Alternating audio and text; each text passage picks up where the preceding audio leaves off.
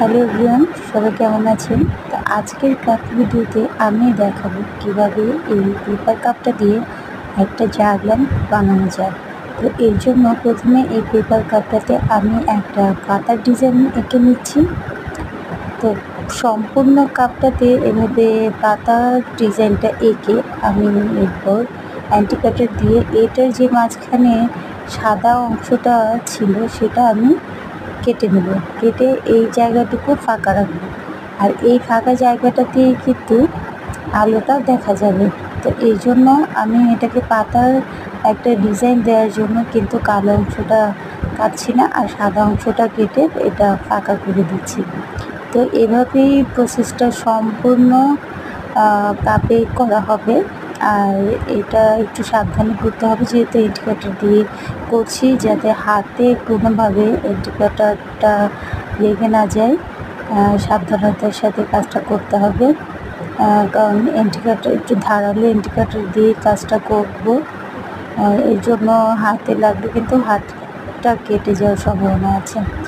তো এখন সম্পূর্ণটা কাপ কিন্তু এভাবে কেটে নিব, আর কেটে নিলেই কিন্তু এটাকে দেখতে একদম অন্যরকম লাগবে।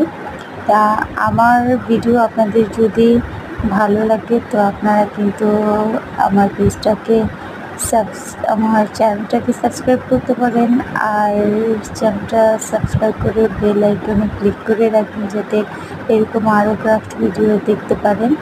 আর অবশ্যই ভিডিওটা ভালো লাগলে একটা লাইক করে দেবেন।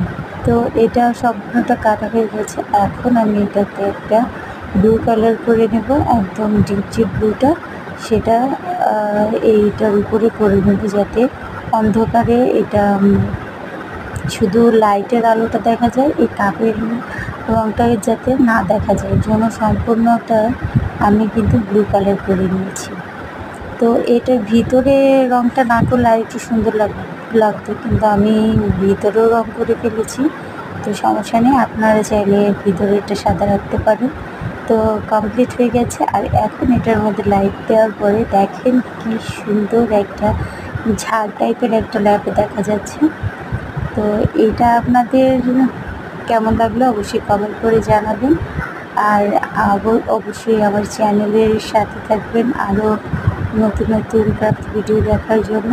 তো সবাই ভালো থাকবেন, সুস্থ থাকবেন। আল্লাহ হাফিজ।